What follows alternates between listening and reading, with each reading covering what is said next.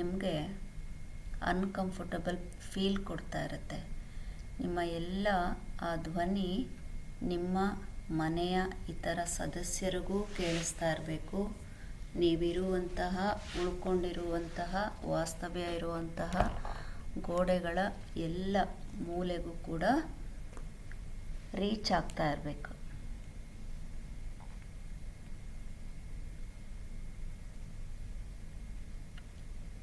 Compulsory ಕಣ್ಮೇಲೆ ಏನಾದರೂ ಹಾಕ್ಕೊಳ್ಳಿ. ಸೇಮ್ ಬ್ಲ್ಯಾಂಕೆಟ್ ಹಾಕೋಬೇಡಿ. ಮಧ್ಯ ಚಳಿ ಆಗೋ ಚಾನ್ಸಸ್ಸೇ ಜಾಸ್ತಿ ಇರೋದ್ರಿಂದ ಬ್ಲ್ಯಾಂಕೆಟ್ ಸ್ವಲ್ಪ ನೋಡಿ ಕವರ್ ಮಾಡ್ಕೊಳ್ಳಿ ಬಾಡಿ. ಸ್ವಲ್ಪ ಬಾಡಿ ಚಳಿ ಆಗ್ತಾ ಇದೆ ಅನ್ನೋ ಫೀಲ್ ಬಂದರೆ ನಿಮಗೆ ಮೈಂಡ್ ಸಪೋರ್ಟ್ ಮಾಡಲ್ಲ. ಹೀಟ್ ಆದರೂ ಕೂಡ ಸಪೋರ್ಟ್ ಮಾಡುತ್ತೆ. So when you feel chill feel ಆದರೆ ನೀವು ಫೀಲ್ ಮಾಡಲಿಕ್ಕೆ ಸಾಧ್ಯ ಇಲ್ಲ. ಏನಾದರೂ ಶರೀರದಲ್ಲಿ ಅನ್ಕಂಫರ್ಟಬಲ್ ಫೀಲ್ ಇದ್ದರೆ ಈಗ ಕಂಫರ್ಟಬಲ್ ಮಾಡ್ಕೊಳ್ಳಿ. ವೈಟ್ ಕ್ಲಾತ್ ಕಣ್ಮೇಲೆ ಹಾಕೋಬಾರ್ದು. ಅಗೇನ್ ಫೋಕಸ್ ಮಾಡೋಕ್ಕೆ ಆಗಲ್ಲ. ಆದಷ್ಟು ಡಾರ್ಕ್ ಬ್ಲೂ ಮತ್ತು ವೈಟ್ ಇವೆರಡನ್ನು ಬಿಟ್ಟು ಬೇರೆ ಈ ಥರ ಯಾವುದೇ ಕಲರ್ ಬೇಕಾದರೂ ನೀವು ಹಾಕೋಬೋದು. ಇದನ್ನು ನೀವು ಆಲ್ರೆಡಿ ಹಿಂದೆನೂ ಟೆಸ್ಟ್ ಮಾಡ್ಕೊಂಡಿರ್ತೀರಿ. ಟೆಸ್ಟ್ ಮಾಡಿಸಿದ್ದೀನಿ ಕೂಡ. ಹಾಗಾಗಿ ವೈಟ್ ಕ್ಲಾತ್ ಆ್ಯಂಡ್ ಬ್ಲೂ ಎರಡೂ ನಿಮ್ಮ ಕಣ್ಣುಗಳ ಮೇಲೆ ಸಪೋರ್ಟ್ ಮಾಡಲ್ಲ.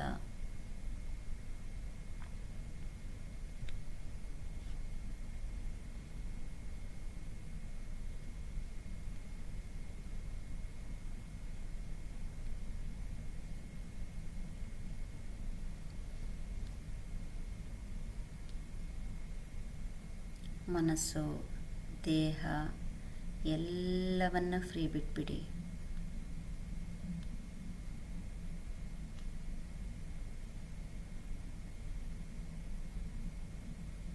ಒಮ್ಮೆ ದೀರ್ಘ ಶ್ವಾಸ. Take a long breath. Breathe out from the mouth.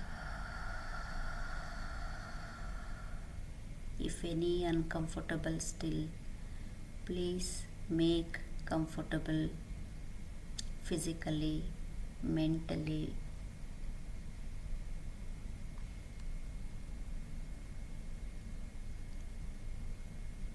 ಈಗ ಸದ್ಯಕ್ಕೆ ಈ ಕ್ಷಣಕ್ಕೆ ತಾವು ಯಾವುದೇ ಅಥವಾ ಯಾವುದಾದರೂ ಒಂದು ಧರ್ಮದ ಪ್ರತಿನಿಧಿ ಅಲ್ಲ ಅಂತ ಅಂದ್ಕೊಂಬಿಡಿ. ನಿಮ್ಮ ದೇಶ ಮರ್ತುಬಿಡಿ, ನಿಮ್ಮ ಧರ್ಮ ಮರ್ತುಬಿಡಿ. ನೀವು ಯಾವುದೇ ವ್ಯಕ್ತಿ ಕೂಡ ಅಲ್ಲ, ಅಥವಾ ನೀವು ಯಾವುದೇ ಒಂದು ಹೆಸರಿನೊಂದಿಗೂ ನಿಮ್ಮನ್ನು ನೀವು ಗುರುತಿಸ್ಕೊಂಡಿಲ್ಲ ಅಂತ ಲಿಟ್ರಲಿ ಮನಸ್ಸಿನಲ್ಲಿ ಹೇಳ್ಕೊಳ್ಳಿ. ಕಷ್ಟ ಆದರೂ ಕೂಡ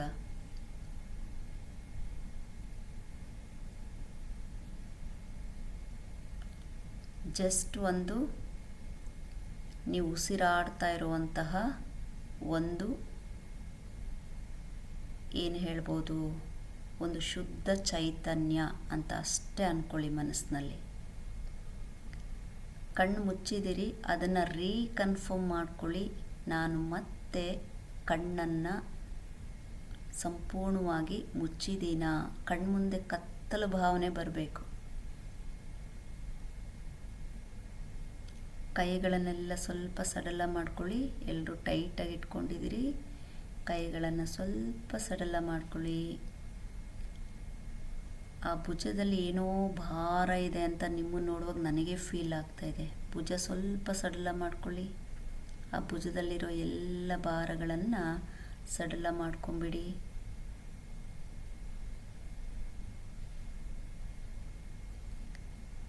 ಆ ಮುಖದಲ್ಲಿರುವಂತಹ ಎಲ್ಲ ಮಸಲ್ಸನ್ನು ಸಾಫ್ಟ್ ಮಾಡಿ. Please make your face muscles soft. ಆ ಹಲ್ಲುಗಳನ್ನು ಒಂದಕ್ಕೊಂದು ಟಚ್ ಮಾಡಿದಿರಿ, ಅಥವಾ ನಾಲ್ಗೆ ಮೇಲಕ್ಕೂ ಕೆಳಗಡೆಗೂ ಟಚ್ ಆಗಿದೆ. ನಾಲ್ಗೆ ಮೇಲೂ ಟಚ್ ಆಗಿರಬಾರ್ದು, ಗ್ಯಾಪ್ ಇರಲಿ, ಸಡ್ಲ ಮಾಡಿ. ನಿಮ್ಮ ಟಂಗ್ ಕೂಡ ವಿಶ್ರಾಂತಿ ಸ್ಥಿತಿಗೆ ತೊಗೊಂಡು ಬನ್ನಿ. Bring your tongue to relaxing position. But don't change your breath. Just you observe the way how the breath is coming in and how the way breath is going out.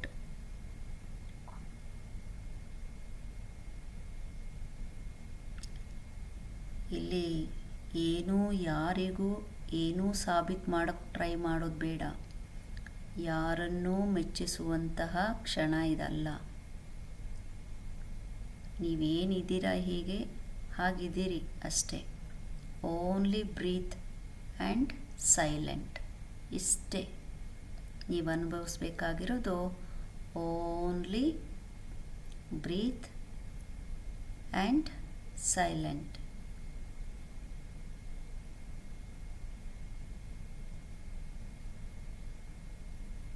ಯಾಕೆ ಅಂತ ಹೇಳಿದ್ರೆ, guru never ever speak. ನಿಮ್ಮ silence is your guru now. Your silence is your guru. ನಿಮ್ಮ ಮೌನವೇ ಗುರುವಾಗಿದೆ.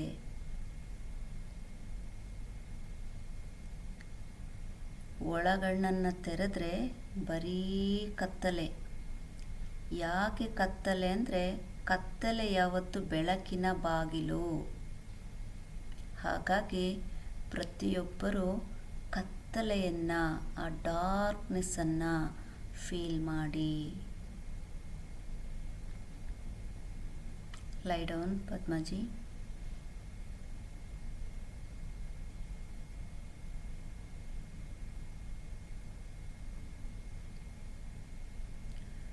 ಯಾವುದನ್ನು ಏನನ್ನು ಹುಡುಕೋ ಪ್ರಯತ್ನ ಏನೂ ಮಾಡೋಕ್ಕೆ ಹೋಗಬೇಡಿ. ಒಂದೇ ಒಂದು ತತ್ವವನ್ನು ನಿಮ್ಮ ಮನಸ್ಸಿನಲ್ಲಿ ಇಟ್ಕೊಳ್ಳಿ. ಆ ತತ್ವವನ್ನು ಅನುಭವಿಸುವ ಪ್ರಯತ್ನ ಮಾಡಿ. ಅದು ಯಾವ ತತ್ವ ಅಂತ ಹೇಳಿದ್ರೆ ಗುರು.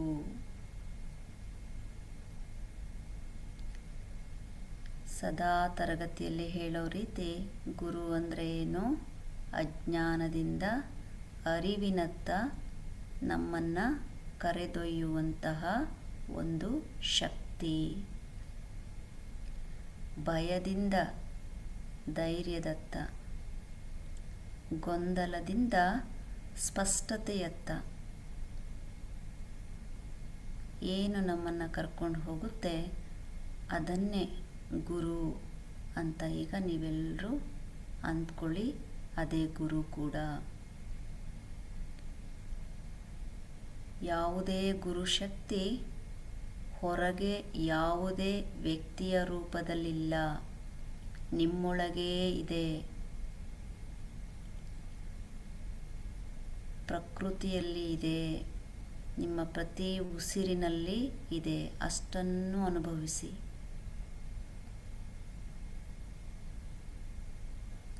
ನಿಮ್ಮ ಹೃದಯದ ಪ್ರತಿಯೊಂದು ಬಡಿತವನ್ನು ಆಲಿಸುವ ಪ್ರಯತ್ನ ಮಾಡಿ. ಈಗ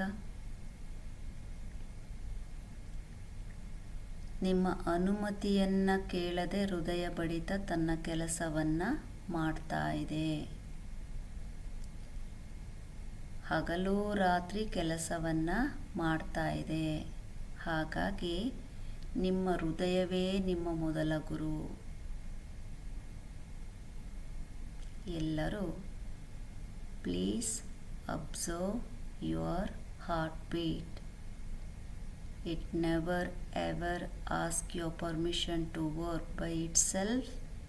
It keeps on working day and night. So your heart is your first guru.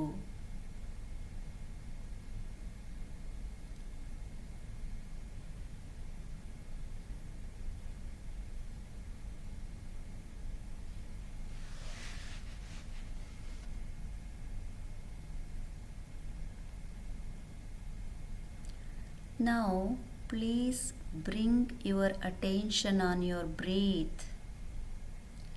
ನೀವು ಮರೆತರೂ ಕೂಡ ನಿಮ್ಮ ಉಸಿರು ನಿಮ್ಮನ್ನು ಮರೆಯೋದಿಲ್ಲ. ಹಾಗಾಗಿ your breath is your second guru. Please observe your second guru. How guru is with you without expecting anything from you. This is what on the earth also the real gurus never ever expect anything from Shishya.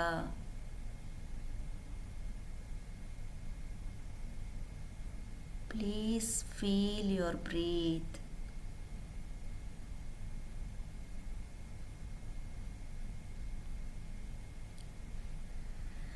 ನಿಮ್ಮ ದೇಹವನ್ನು ಅನುಭವಿಸಿ. Please experience your body. ಲಕ್ಷಾಂತರ ಜೀವಕೋಶಗಳು ನಿಮಗೆ ಅಥವಾ ನಿಮ್ಮ ಅರಿವಿಲ್ಲದೆ ಪ್ರತಿ ಕ್ಷಣ ನಿಮ್ಮ ಜೀವವನ್ನು ಕಾಪಾಡುತ್ತಿರುವಂತಹ ಲಕ್ಷಾಂತರ ಜೀವಕೋಶಗಳು. ಹಾಗಾಗಿ your third Guru is your body. ನಿಮ್ಮ ಮೂರನೆಯ ಗುರು ನಿಮ್ಮ ದೇಹ.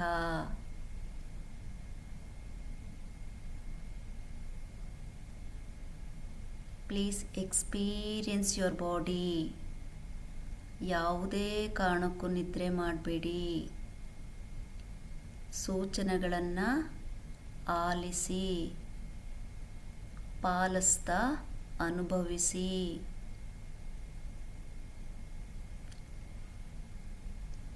ನಾವು ಹಂತ ಹಂತವಾಗಿ ನಿಮ್ಮ ಮನಸ್ಸಿನ ಆಕಾಶವನ್ನು ಒಮ್ಮೆ ನೋಡಿ. Thoughts may be coming, may be going.